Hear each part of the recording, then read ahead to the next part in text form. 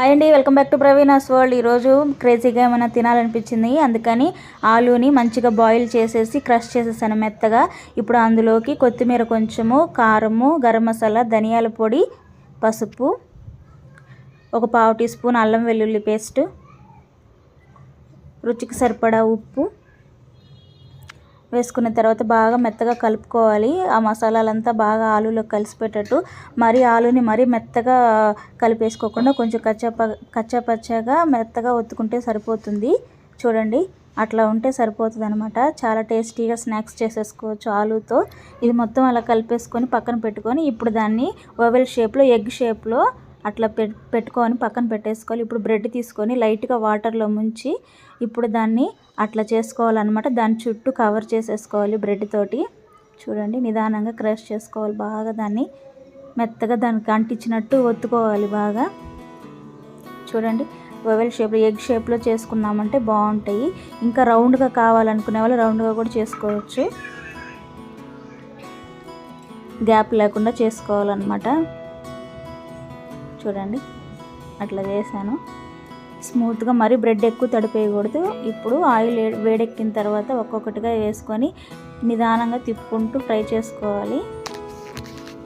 Golden brown colour వచ్చే వరకు వేపుకున్నామంటే ఎంతో రుచికరమైన ఆలూతో మనకి డిఫరెంట్ స్టైల్స్లో చేసుకొని తినేసేయచ్చు. చూడండి ఎంత బాగుందో కదా, చూడడానికి కలర్ఫుల్గా ఉంది. టేస్టీ కూడా చాలా బాగుంటుంది, చాలా టేస్టీగా ఉంటుంది. చూడండి, ఫ్రీగా మనకి ఇంట్లో ఆలు ఉన్నప్పుడు, బ్రెడ్ ఉన్నప్పుడు ఇట్లా చేసుకొని తిన్నామంటే చాలా రుచిగా ఉంటుంది. పిల్లలు కూడా ఇష్టంగా తింటారు. ఇప్పుడు అది పక్కన పెట్టేసుకొని శనగపిండి తీసుకున్నాను 1 కప్పు నిండా. ఇప్పుడు అందులోకి వామ్ వేస్తున్నాను, చిటికెడు సాల్ట్ మన రుచికి సరిపడా,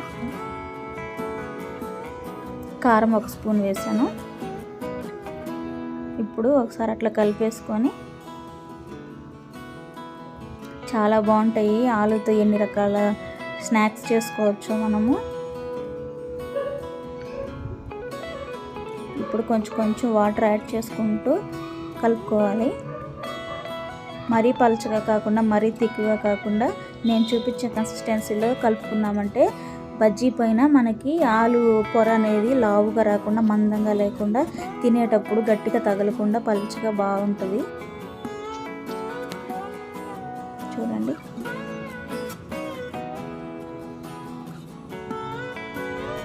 ఉండలు లేకుండా, మధ్యలో గడ్డలు లేకుండా నీట్గా మొత్తం ఈవెన్గా కలిసిపోయేటట్టు కలుపుకోవాలన్నమాట. చూడండి, పిండి అనేది ఆ కన్సిస్టెన్సీ ఉంటే సరిపోతుంది మనకి. ఇప్పుడు ఆలూ మిక్స్చర్ని ఇందాక చూపించాను కదా, సేమ్ మిక్స్చర్ ఇది.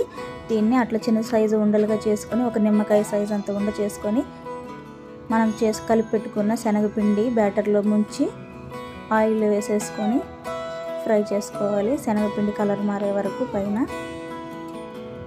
చూడండి, చాలా బాగున్నాయి. అసలు మా పిల్లలు, మా హస్బెండ్ అయితే చాలా ఇష్టంగా తిన్నారు.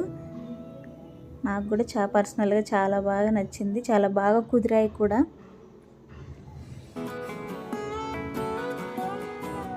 సూపర్గా ఉన్నాయి. ఒక 2 మినిట్స్ అట్లాగే ఉంచేసి తర్వాత కలుపుకున్నామంటే ఆ పొర అనేది ఊడిపోకుండా బాగుంటుంది. చిన్నగా కలుపుకుంటూ ఫ్రై చేసుకోవాలి, తిప్పుకుంటూ. ఎంతో రుచికరమైన స్నాక్స్ రెడీ. పిల్లలు ఏదైనా అడిగినప్పుడు అప్పటికప్పుడు ఈజీగా చేసేసుకోవచ్చు అనమాట. ఆలు ఉంటే చాలు ఇంట్లో.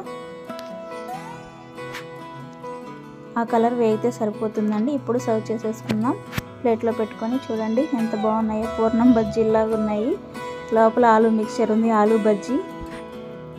చూడండి, పైన పొర అనేది లావుగా రాకుండా పలుచగా బాగా వచ్చింది. నాకు కావాలంటూ తినేశారు మా ఇంట్లో అందరూ. ఓకేనా ఫ్రెండ్స్, నచ్చిందా నా వీడియో? నచ్చితే లైక్ చేయండి, షేర్ చేయండి.